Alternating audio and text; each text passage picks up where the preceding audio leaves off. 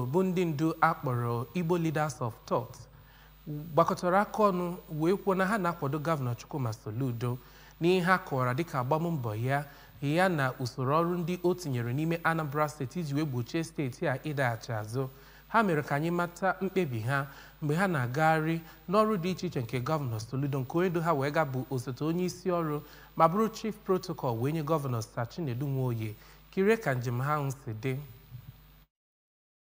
Gọvanọ Soludo rụgasịrị ọrụ ha gara gụnyere Ekwulọbịa Flyover, Solution Fund City, Gọọmenti House na obi gọọmenti arụrụ ọhụụ n'Ọka, Okpoko New Haven na ebe ndị ọzọ gasị. Ya bụ ndị isi ndu ndị Igbo keleziri Gọvanọ Soludo maka ọmarịcha ọrụ na ebumnobi o mere ka ndị Anambra nwee ma kwuo ha na ebe nlegara anya ndị Anambra dị elu n'ebe Gọvanọ Soludo nọ dịka ha nabatara udo na agamniru na steeti a. Ndị otu ahụ bụ ndị kwuru okwu site na ọnụ ọkammụta Elochukwu Amuche Azị. Ndị otu ahụ bụ otu n'ime otu ndị Igbo eji okwu ha eme ọnụ ma na-agbakwa izu kọwara na site n'ihe ha hụrụ n'anya na Anambra steeti ugbu a, na Anambra jizi n'ọnwa ya na-agba egwu sitere na ịkwalite ọnọdụ akụnụba na ndozi na mpaghara niile, bụ nke ha kọwara na a na-arụkọ ha niile ọnụ, kọwakwazi na nnata ndị Anambra si ebe dịgasị iche iche na mpaghara Naijiria na ebe ndị ọzọ gasị ma na mba ofesi wee lata bụ nnọọ ihe